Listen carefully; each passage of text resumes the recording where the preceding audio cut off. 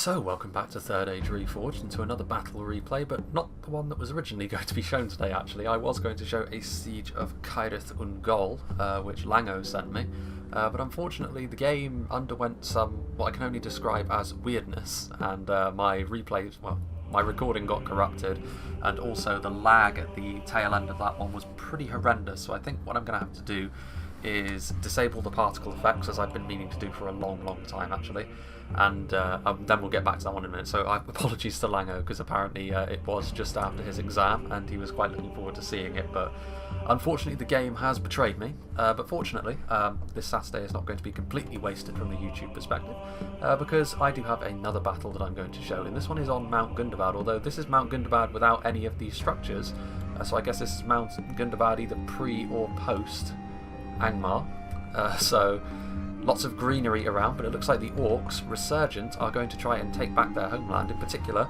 it's pretty fitting, I think, that the Witch Realm of Angmar under the command of Paul the Llama are going to be situated up on this higher ground. So Angmar, obviously traditionally quite an aggressive faction, which is why they've deployed right at the front of their deployment zone. It's good versus evil, this fight, by the way. And actually his opponent is going to actually head to the lower ground, which is an interesting gambit here, but presumably he maybe saw that he was facing off against Angmar and didn't fancy taking the full charge, which Angmar can usually bring, and it does look as though that is what the army composition is going to be all about. We have a combination of Angmar Marauders and Angmar Halberdiers. Usually you don't actually see too much. If you're going for a full Angmar rush, you actually go more quality focused most of the time, I've noticed. At least that's what a lot of people tend to do, but here looks as though Paul the Llama has indeed gone for some slightly lower tier units, so we will be seeing the Angmar Marauders and Halberds, which together can be fairly cost effective depending on what they're fighting. The Halberds in particular, of course, with their phalanx. Just back here we see a unit of Guardians of Kharndoom. I'm big fans of the unit of the Guardians of Kharndoom. They are not world beaters by any stretch of the imagination, but they give Angmar's Rush that bit of quality and that bit of survivability at the heart of it, which makes Angmar's Rush so sort of devastating, which obviously makes up for the fact their skirmish line is kind of trash. And then back here we also have some Witch Realm Pikemen combined with the Blackwatch Legion, so again, pushing units combined with the Pikemen, which are about on the same level as Uruk-hai Pikes, although you can't get quite so many of them with Angmar before the cost increases, so it obviously, Isengard a little bit more focused around their pikes. Here in the middle you can see the General's unit here. He is going to be within the Witch Realm Blackguard, which is unsurprising. The Witch Realm Blackguard have a long history at this point of being very solid in a sustained melee fight, and they can tie together an Angmar line very nicely.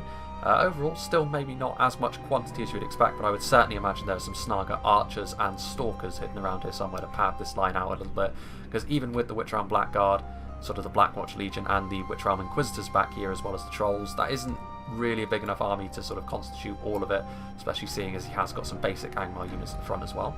So obviously the Witch Realm Inquisitors with the Witch King himself here, a very unit of solid melee knights. Obviously the melee knights sort of really not maybe as devastating on an open field as lance knights can be, but the melee knights are a really good defensive tool, and in particular when you have these guys patrolling around the back of your Angmar rush, it can make it really difficult for them to get your opponent to get hammer and anvil charges off. Trolls of Gundabad obviously more attack focused than the Trolls of Angmar, and then we have some Warp Riders, so again they're going to be doing exactly the same thing as the Witch Realm Inquisitors. Moving on to the central evil team, we have Bloodbath McGrath playing as Mordor. He's got some fodder at the front, you may as well, they are free after all. And then back here he's got some Morannon archers with the stakes just down here in the divot. I don't think they're going to fall for a frontal charge, but nonetheless they are there. You also have some Black Legion and some Morannon Guard and infantry around them. The Black Legion again are another pushing unit. Not great in sustained combat, however, so you do need to sort of bear in mind that as soon as you deploy them, you need to sort of take advantage of the hole they will make very quickly, otherwise it will disappear. Nazgul back here obviously very good if they can go unnoticed. Olag High, obviously the juggernauts of the battlefield, more Morannon infantry, some Troll Drummers just to keep the lower tier units in check. Orc Javelins over here as well. Minas Morgul Bodyguard and Minas Morgul Chosen here on the flank. Kind of an interesting composition this from Mordor. Then here we have the Temple Executioners, sans the armour upgrade, but they have also got the Melkor's Chosen here with the General in them, so obviously the Melkor's Chosen, a really strong unit of anti-cavalry, well, wargs, but they are Caragors of course. And then finally, the final red army that we will be looking at today is going to be Isengard played by Trump. So the Donald is here. And we have some Uruk-hai archers here on the front line. They're actually in range of their opponent immediately, so Isengard will be facing off against Dale right from the off.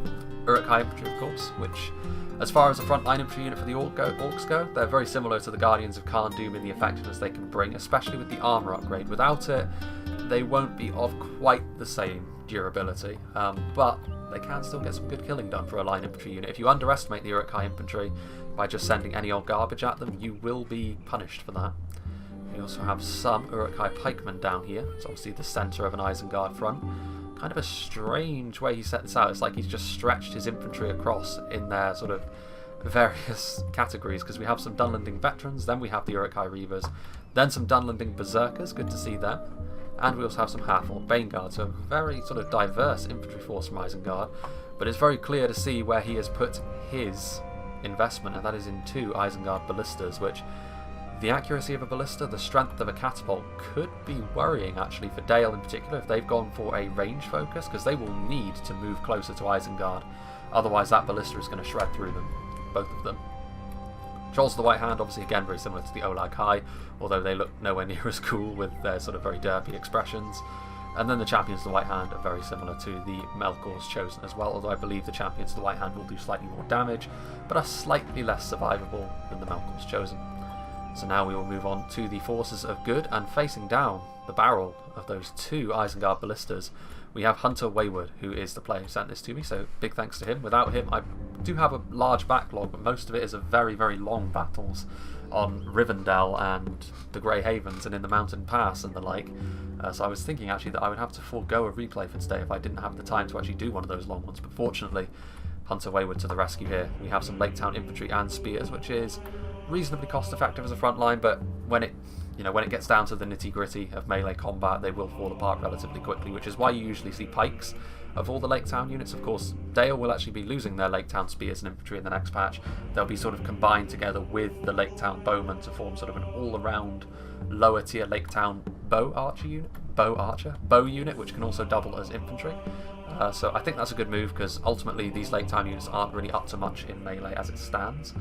Whereas if you combine them all together, that's a lot of utility for a lower tier archer, or at least a very basic archer. Dalian marksmen here on the front line getting ready to engage in a bit of a skirmish fight, but I feel as though if those ballista can get into a position where they can shoot into the Dalian ranks, this is going to be pretty messy for Hunter Wayward. He's got 2 units of the Dalian marksmen and 2 units of the slightly stronger Bardian marksmen, but certainly from an archer perspective, the skirmish advantage is in Dale's favour, but those ballista could wreak havoc in a tightly packed formation like this. Speaking of which, we do have a sort of combined phalanx. The Dalian spearmen with the Barding Herd, obviously AP, combined with the mass of spears, makes for a pretty solid front line, although the pikemen will be able to outrange that. And then finally back here, even more archers, Dalian Royal Guard, Athala Rangers and Morroquendi Bows. That's the secondary archer line, which is going to come into play after the initial one has worn Isengard down, provided that ballista doesn't throw a spanner in the works.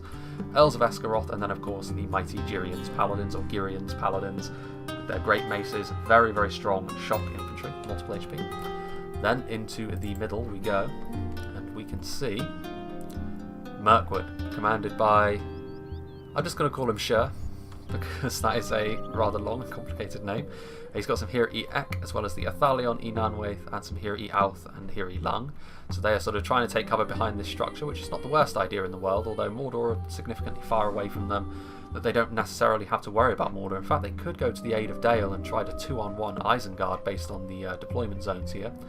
More Hir E Lung, it looks as though he's gone for a slightly more rough and tumble Mirkwood army, in that he's gone for most of the units which are going to be solid rather than the ones that are sort of got those ambush mechanics built into them. Maetha Il Asgellen for zoning out cavalry. Hir E Pain back here, and then some more Hir E Auth. I would still say there are definitely going to be some hidden Mirkwood units, because it's very, very difficult. Yeah, you can see here some Aradir Thamon Lank, which are hidden here at the back, but it's actually very difficult to build a Mirkwood army with no hidden units, because of all of them that do have that mechanic.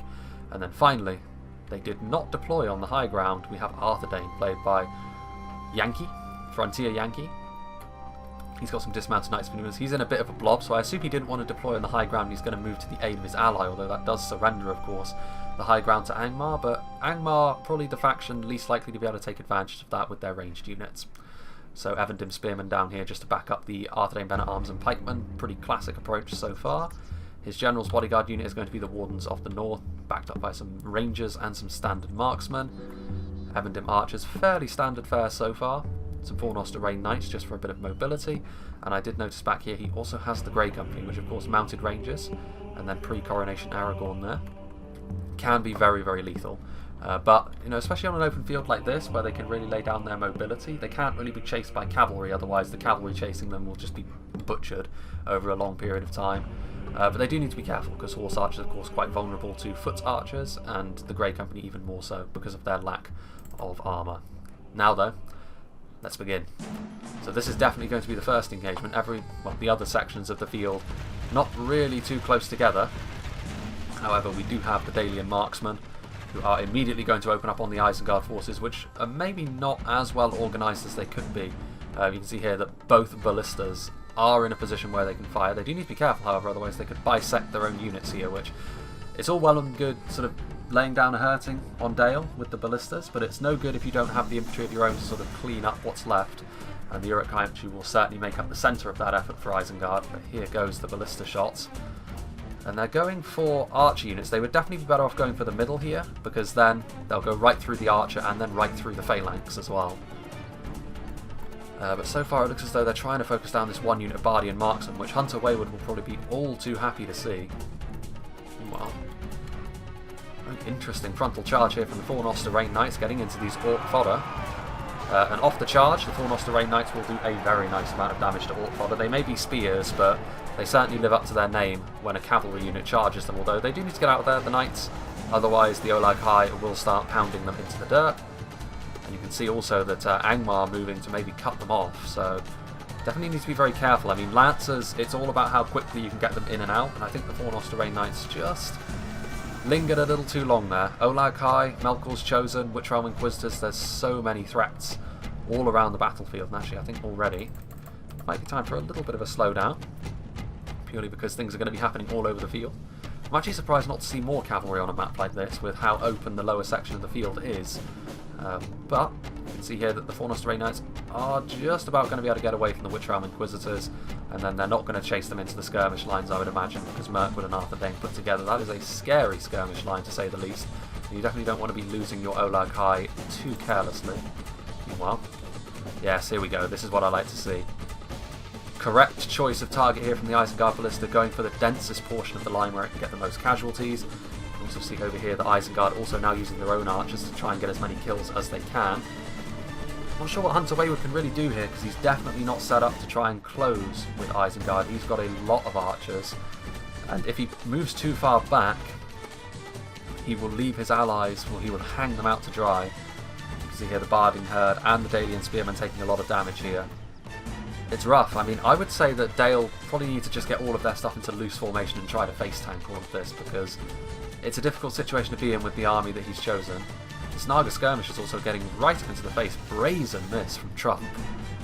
I guess unsurprisingly. But yeah, he is throwing those javelins at point blank into the Dalian Spearmen, and at this point I think Dale are going to try and move forward, but it's going to be rough. Those two ballistas, it was a risky pick, because going for two artillery does sort of mean that the enemy team can often be very aggressive and do a lot of damage to you that way.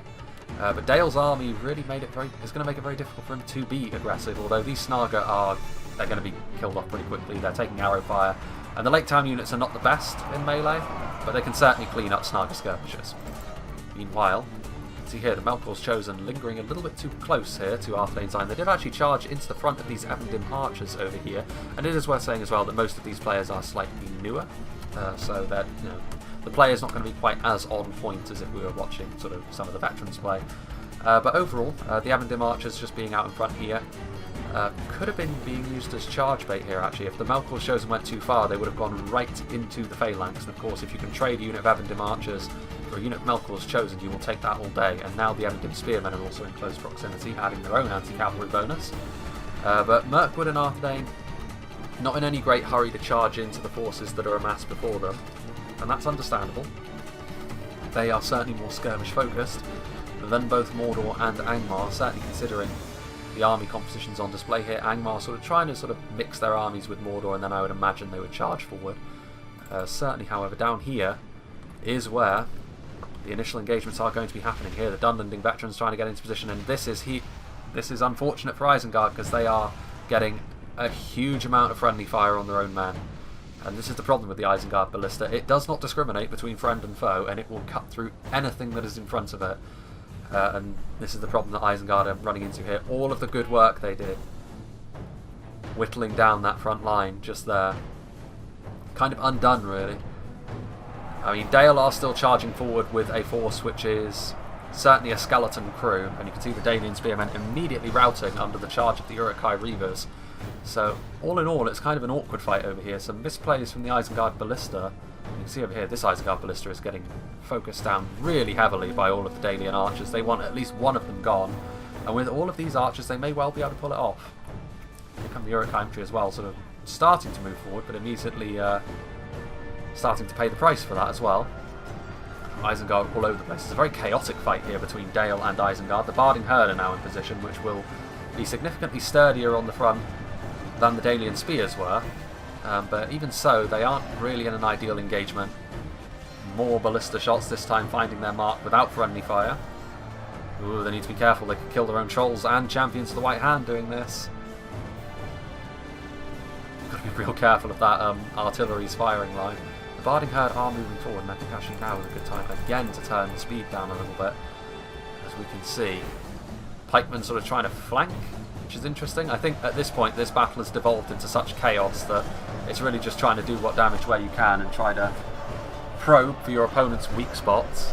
The Barding Herd are now getting into position in numbers where they can shore themselves up, and the Barding Herd, very, very solid frontline halberdier. Armour piercing as well. The pikes are not really in an ideal engagement here because they've taken so many losses already. And I think it's fair to say that they're not really in an ideal formation here. The Trolls are coming in now though, and the Trolls will help make a dent in the Barding Herd, although I'm not quite sure with them in this many numbers. I don't know. Meanwhile, Isengard being aggressive over here, the champions of the White Hand charging fully into the front of the Bardian marksmen, as well as the Royal Guard and the Girian's Paladins. They're finding themselves a little bit stuck here though, as the Elves of Askaroth come in for the surround, and they're going to have to charge through their own men to try and escape. Champions of the White Hand, very, very potent, but also caught a little bit out of position here.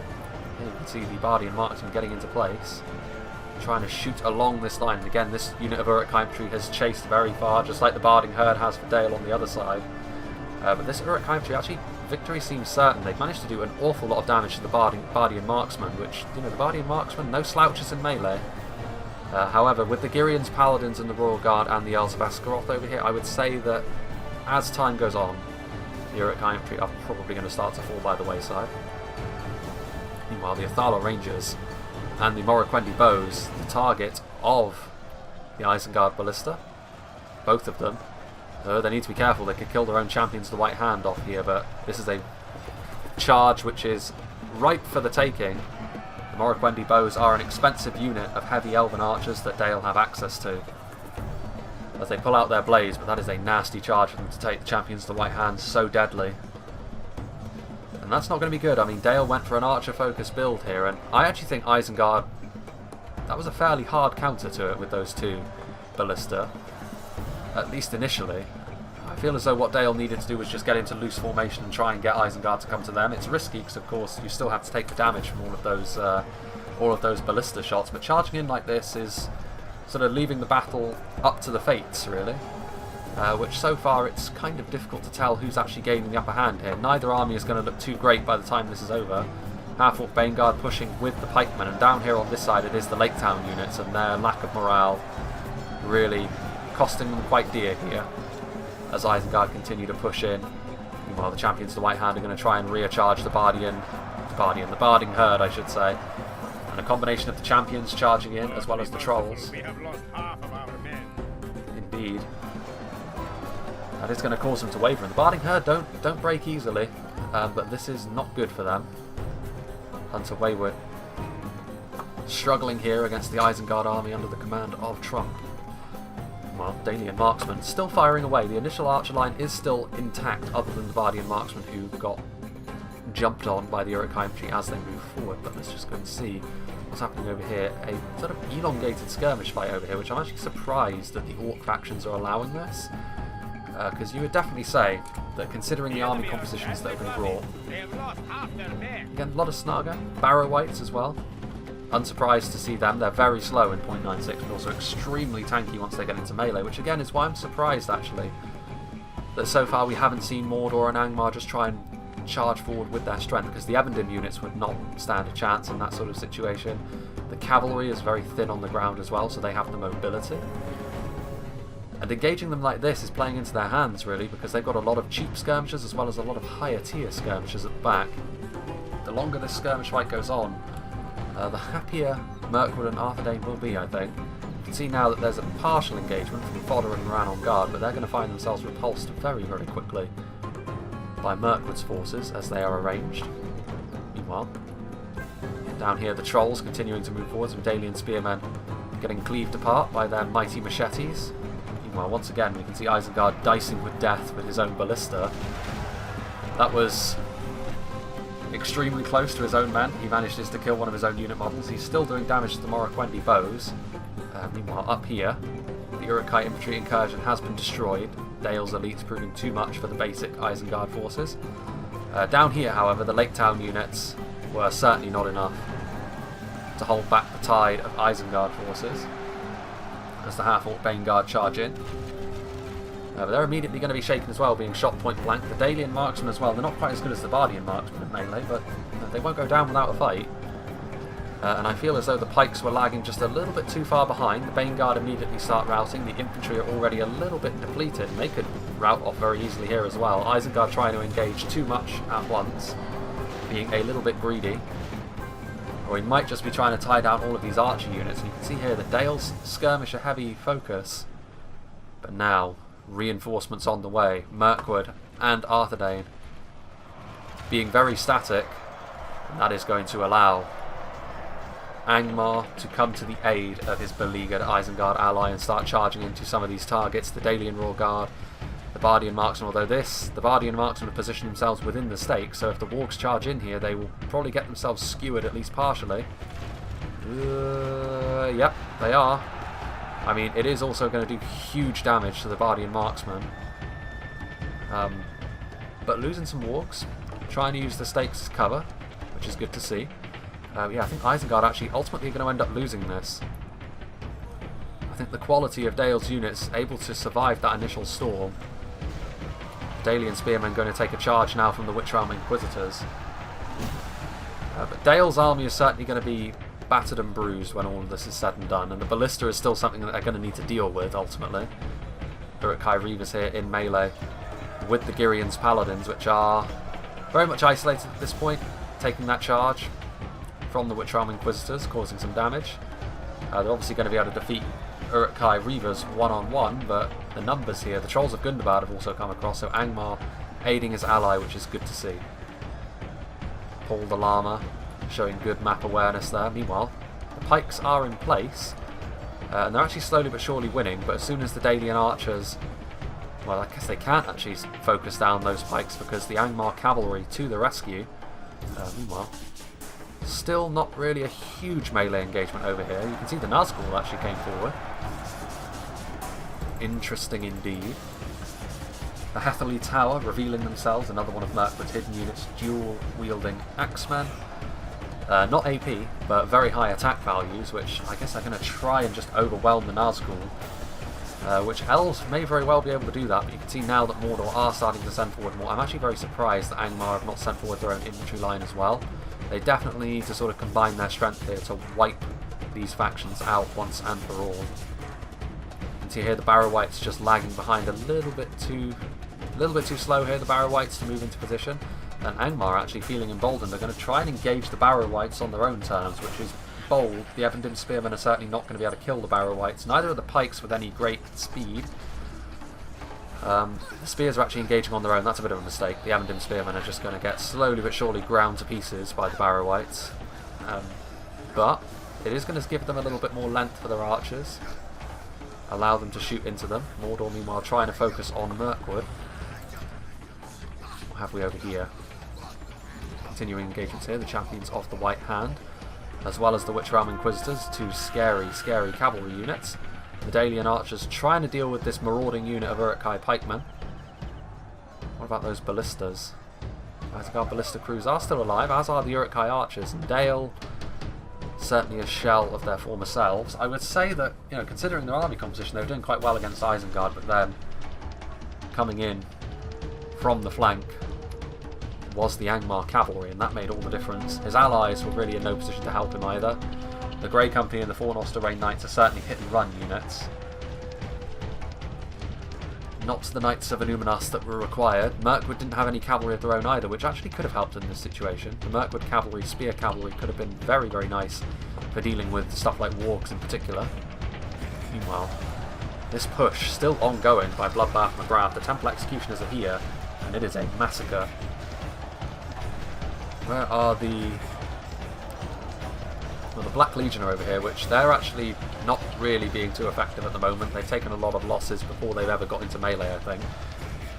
And really pushing units are not what's required here. They just need quality to bring down the melee force that is arrayed against them. Meanwhile here, the Arthedain pikemen, they are engaged now. They did come forward to the aid of the Avendim Spears, but you can see from the flank the Angmar Marauders and now the Snaga Stalkers going to be wrapping up the line. In addition to the Angmar Marauders, you can see in the background there, the two units of Arthedain cavalry decided to go right around the higher ground. But as it is, Angmar are having by far the better of this engagement over here. Now the Arthedain phalanx moved forward far too quickly and was surrounded. And also the Angmar halberds moving in to shore up the front line, give some assistance to the Barrow Wights. Blackwatch Legion moving around the flank. You can see Angmar certainly using the map to good effect. Warg Riders also patrolling the back lines, which they will need to, because the Arthedain cavalry is on the way. Numenorean Shadow Guard over here, so the Mordor Rangers doing some damage of their own, but Mirkwood flanking around this fortress over here. And this force over here is something that Mordor are not going to be able to stop. They can slow it down, but Minas Morgul Chosen are not going to be sufficient for dealing with Athalion Nanwaith combined with some of the Mirkwood spears. There are Minas Morgul bodyguard in close proximity as well, but the Athalion Nanwaith are so deadly. Mirkwood, I think, are going to be fine, although fine, I guess, is relative. The Delupeng and Duia trying to use their body piercing to as much effect as they can, but they may need to save that, actually, for the Angmar mass that is on the way. Meanwhile, what is happening over here? We are just past the halfway point, and the good factions are down by 3%, but that is not an insurmountable amount.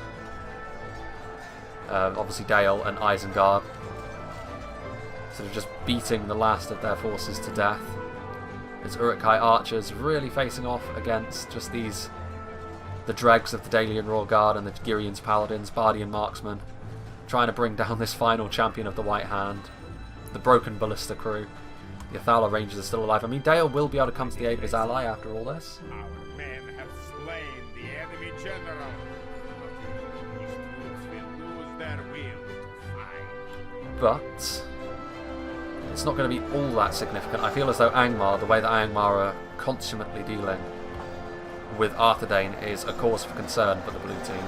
The Peacekeepers have moved in, but again, there's dismounted Fornoster-Rain Knight. But this really is the strength of Angmar in full focus here. Witch Realm pikemen moving through. Arthedain pikemen surrounded on all sides, and I'm surprised they're not... Well, they have broken now, but I'm surprised they lasted that long. They were, you know, Barrow Wights cause fear. Blackwatch Legion are a higher tier unit as well. Meanwhile, the dismounted Fornoster-Rain Knights routing. It was a very bold engagement of them to try and take on the Witch Realm Inquisitors. The Grey Company are going to try and do damage to the Inquisitors, which they can kite them, and they will be successful in killing them, but it's a lot of body-piercing ammo, which they really need for dealing with the Angmar infantry blob at this point, which is being poured into just this one unit of slightly depleted cavalry. The Grey Company need to get out of there. They've actually pulled out their swords already. Unfortunate for them. They need to run, otherwise the Witch Realm Inquisitors will kill them. The Dalians are on the way to try and shore up the Mirkwood forces. Athalion Nanwaith, combined with the Hero EX, slowly but surely carving their way through the Minas Morgul Chosen, all of the Troll Drummers which have been killed. Minas Morgul bodyguard of slightly higher quality in this sort of fight than the Minas Morgul Chosen. The routing Fornoster-Rain Knights. Over here, meanwhile, victory is going to be Mirkwood's, but at what cost would be my question. You can see in the backfield here some Evendim Spears. What's going on here? Some Witchround Blackguard, which chased far too far into enemy territory. This was very greedy of the Angmar player. And now they're being set upon by Knights of Illuminas, Wardens of the North, being shot in the back by a unit of Arthedain marksmen. Dunedain Rangers in here as well. They're now starting to receive support. And they have blobbed up the Arthedain infantry force to the point where they can be easily surrounded by Angmar. So could this be 200 IQ plays from Paul the Llama? It could be. Maybe he is just operating on another level to me. Here we can see these trolls are just slowly but surely smashing this spear unit which returned from routing. Can't help but feel as though they're going to be routing again very, very shortly. Angmar's infantry just being used to very good effect here. Arthedain's infantry engaged them in entirely the wrong way. Barrow-wights are in the background over there. The pike line inches ever further forward. And they're now going to engage the Mirkwood forces. Mirkwood, on the other hand, I feel as though have engaged very well. If it were just them against Mordor, Mirkwood would have won this. Even without the support from Dale, I feel as though Mirkwood would have been just fine. The problem is Angmar's victory over Arthedain is going to be so comprehensive that I'm not sure whether the dregs of Mirkwood and Dale are going to be able to actually withstand the onslaught. The Dalian Royal Guard trying to get up onto this hill over here to start shooting. The Melkor's Chosen are still alive. Mirkwood doing their best to sort of hold back the garbage. Here come the Barrow-wights. The Barrow-wights, when they're this healthy in the late game, it's very difficult to sort of see how the blue team come back from this. There goes the Angmar general. The enemy are badly bloody. They have lost half their men. Changes for the Barrow-wights in 0.97, by the way. They are going to be made slightly faster, which might horrify some people initially, but they're also going to be made half as durable as they are at the moment. So they will still have their function as being sort of like a melee target. But we must pursue and hunt them down. That must be the end of Isengard. But again, like I was saying, they won't be as tough in melee. They still will be very tough, and they will be a little bit more user-friendly now that they're sort of having their speed buffed. Oof, the Mordor General going into the Girions Paladins and the Athalion Nanway. That was perhaps the worst place on the field he could have found himself at that point in time. The Athalion Nanway, the two-handed spears, I believe, so they've got a hefty anti-cavalry bonus. And the Melkor's Chosen are tough, but not that tough. But that is going to pull away the Athalion Nanway from this engagement, which the Hiriek need that support. But it is a skeleton crew at this point on the front line, although Angmar are really the only red team army left in great numbers. And Arthedain, the only forces that they have left are their units of high quality. The Knights of Illuminas and the Wardens of the North on the front line are not going to be the sort of thing you can throw any old garbage at and have it win. Even the Blackguard, the mighty Witchround Blackguard, were ultimately destroyed.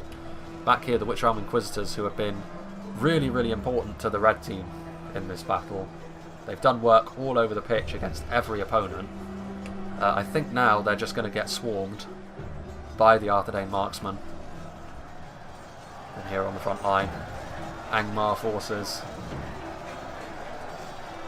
shifting forwards.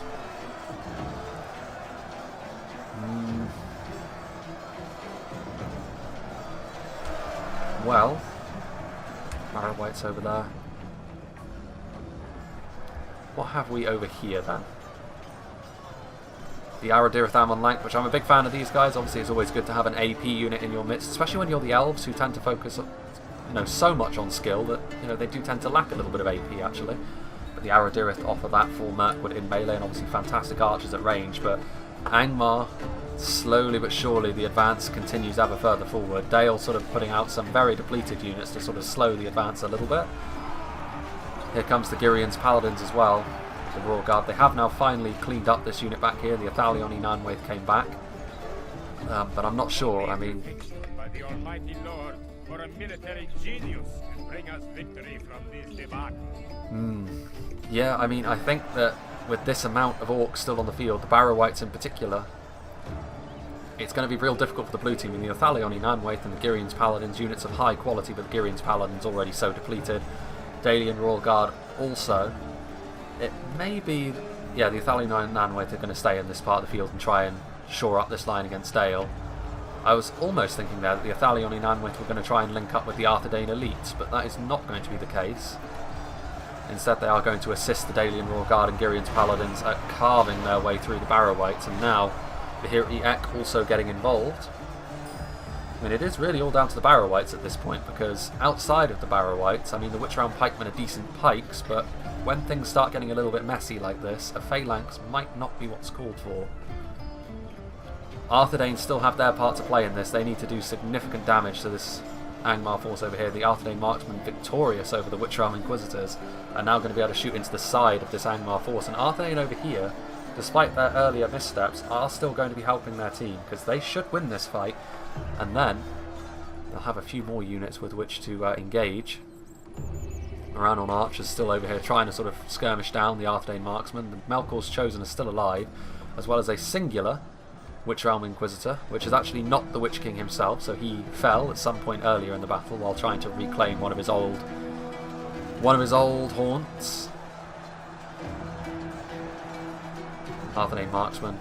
Again, it's only a single Witch-Realm Inquisitor, which if they stay too long in melee, not going to go well for them.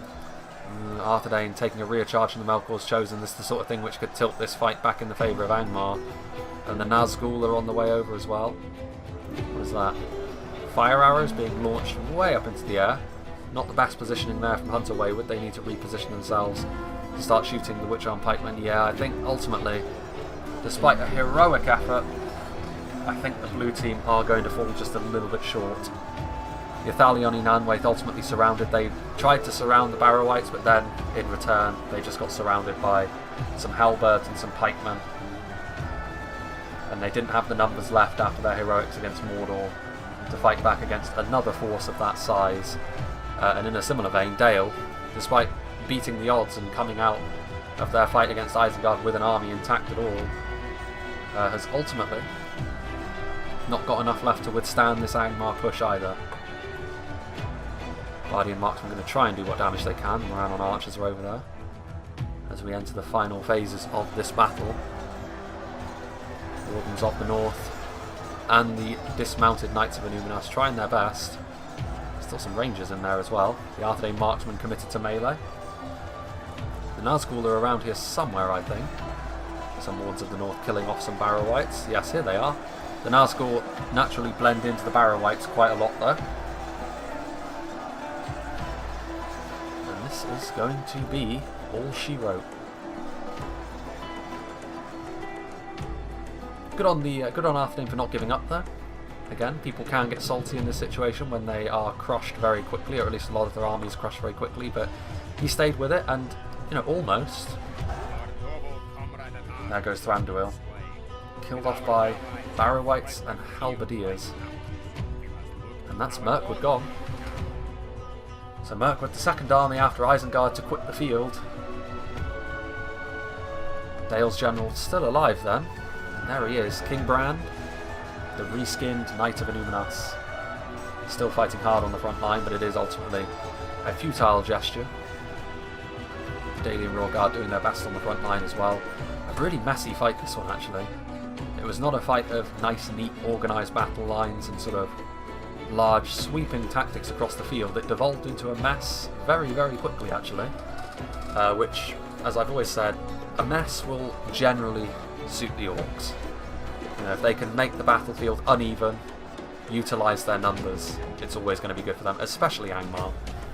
Angmar very much focused around their rush. Is that the end? Nope. Arthedain's still fighting, the Wardens of the North still doing what they can. Victory seems certain. While his soldiers still fight, infamy will be his always. Infamy will be his always. Well, I think Hunter Wayward did reasonably well in this fight, actually, considering the rough start he was dealt at the hands of Isengard, and then the fact that Angmar came in with that supporting cavalry to do even more damage. It's a miracle he had an army left at all in this final phase. And Arthedain, amazingly, despite being by far the most sat upon faction of the blue team, is going to be the last good faction left standing. So, this greenery, which has overtaken Mount Gundabad, will soon be replaced once again by the grim, dismal industry that signifies the Orcs' presence. So yeah, very well done to all the players involved, but I feel as though in particular a special mention has to go to Paul the Llama for Angmar. I feel as though he can certainly take the MVP. I feel as though, as much as he did well against Arthedain, Arthedain certainly helped him by committing forward these lower tier units to just be slaughtered first of all. That was really the beginning of the end. But he played Angmar exactly as you need to play them, as a cudgel, just beating your opponents to death with brute force. And despite Mordor sort of drawing the short stick really, having to go up against Mirkwood, Bloodbath McGrath certainly did his part in this sort of joint attack from the Orcs over on this side. Moran archers also firing into the backs. So yeah, a slightly smaller fight than I was initially planning on posting up today. Slightly later it's going to be as well, because I'm not sure when this is going to be done processing or uploading. YouTube lately has been very slow with uploading stuff. I don't know what's going on there.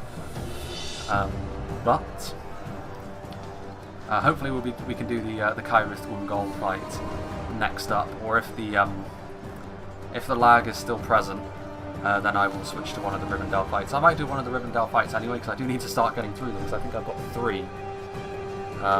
Which obviously I do want to try and sort of space out when I reuse maps as much as I possibly can. So we'll see. It might be one of the Rivendell battles up next. And then we do the Kyrith Ungol one. I know I've been saying to Lango that I've been doing it for a while now, but technical issues abound, and considering his exam is now passed, I guess it's much of a muchness really. Yeah, here we go. The final phases of the fight. Arthedain's forces go up to ×2 speed as they slowly but surely get worn down, but close, all things considered. Within 5%. I mean, it certainly does go to show that, you know, just technically speaking, Dale and Mirkwood were victorious, but Angmar were victorious over Arthedain on this flank to such an extent that it was enough to override those 2 victories and give victory to the evil factions. Because obviously there are going to be some mechanical changes for the Barrow-wights in 0.97, made faster but also made less durable, which I think is probably for the best, because at the moment the Barrow-wights are maybe a little bit too tanky, and also them being slow makes them kind of annoying to use, even though they are super effectiveness. They aren't. As soon as this guy shuts his mouth, they are quite awkward to use, and you know, again, user satisfaction is always an important thing. So, having a look at the kills, Angmar with by far the biggest army, and it served them well. They got a good amount of kills considering that. The most amount of kills does belong to Arthedain, but then they were also facing off against by far the biggest army. I still feel as though the way Arthedain engaged Angmar certainly played into their hands and was ultimately where the battle was won for the red team. As for Dale, very rough hand they were dealt. I feel as though Isengard could have played that a little bit better as well. I feel as though he got an awful lot of friendly fire, and you know, overall he could have been a little bit more efficient with how he chose to engage that. And particularly if he was, then when the Angmar cavalry showed up, Isengard would have won that, and the red team's victory would have been even greater.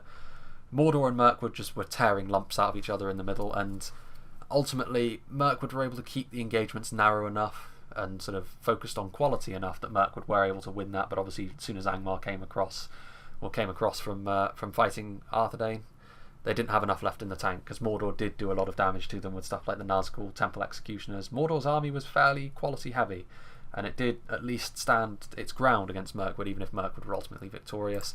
Having a look at what Hunter Wayward did, what did the damage for him.